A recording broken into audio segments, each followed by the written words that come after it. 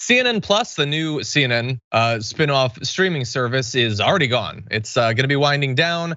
They spent $300 million on it. It's $100 to $200 million advertising specifically. That is like the rollout of a new Marvel movie in terms of its advertising budget, but it just didn't work. Not enough people signed on. And so in nearly record time, that service is going to be gone, which means for some of the high profile people, they're gonna lose their opportunities, but also a lot of regular people that were moved over to that service, perhaps from CNN, perhaps hired out of other places, told this is a service we're gonna be investing in.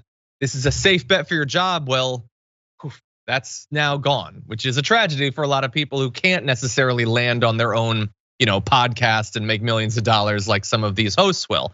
Anyway, there's already been a victory lap on the right, with Trump putting out a statement saying, congratulations to CNN Plus on their decision to immediately fold for a lack of ratings or viewers in any way, shape, or form.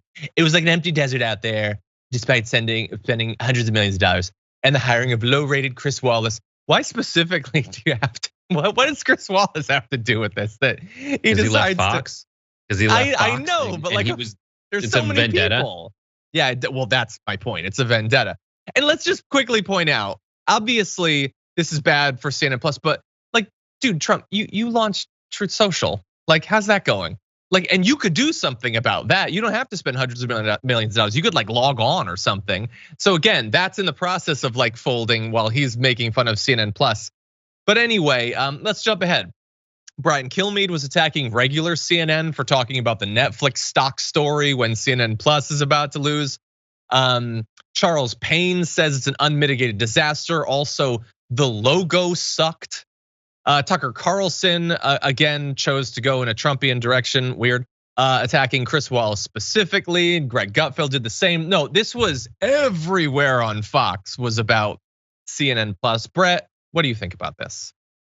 So there's two ways to look at it. One is what the long tail of CNN Plus is gonna be, and you can acknowledge certain factors about the media landscape, or you can do the fun thing, which is to say CNN Plus lasted for a few weeks and it sucked and it was a bad idea and it was ill-advised. There's a Fox Nation, but there's not a CNN Plus. And that's what the takeaway should be. Sure. Fox has doubled down on something that they've already argued in the court of law, which is they are entertainment, and they have the goal of fanning the base. They have their official feeling thing, and in a right-wing ecosphere where they're used to paying a Patreon to a psychopath, and also they want to give their money to something to get more of this content that isn't informative but rather entertaining and tells them how to think. Yeah, that makes sense because that is the social media pay model of people on that also coincides with people on the right and the way right-wing media has gone in general. On the center of this CNN, both sides, no one's passionate enough about CNN specifically to fork over money, particularly for CNN. Now, if you look at the general like corporate umbrella of what's responsible for CNN, CNN, Disney Plus, or CNN Discovery Plus and HBO Max, Warner Media, well, that's the future of this. They're actually strategically in a very Hollywood way, if you want to know how this all works in entertainment media. What always happens is you get one project greenlit, it takes a certain amount of time, and usually the people in charge of it get fired in the meantime, and that's why nothing happens in Hollywood, because everyone's held accountable for their stuff before it has a chance to materialize. Yeah, that's what happened to CNN Plus.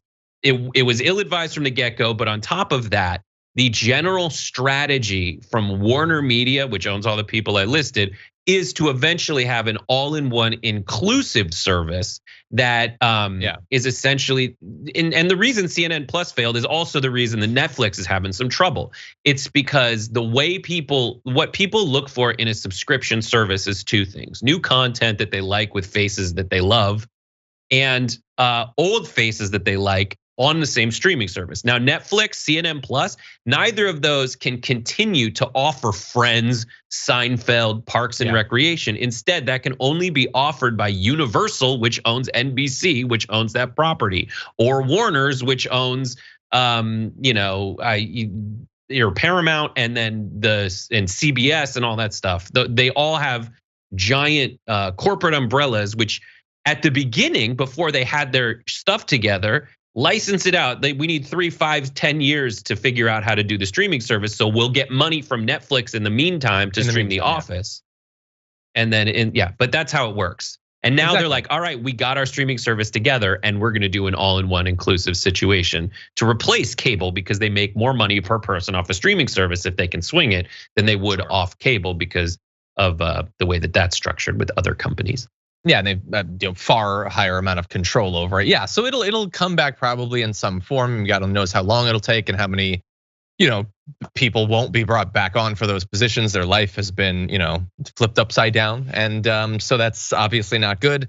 Fox doesn't care about that. Again, remember, they're populist. They care about regular people. They don't give a damn about all the people who've lost their jobs. They just think it's funny that Chris Wallace didn't get his show off the ground or whatever. Anyway.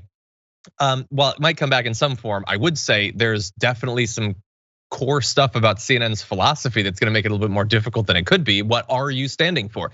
And by the way, it's not just you have to be some other form of non-news entertainment like Fox. There are other alternatives. Anyway, we'll see what form they eventually return in.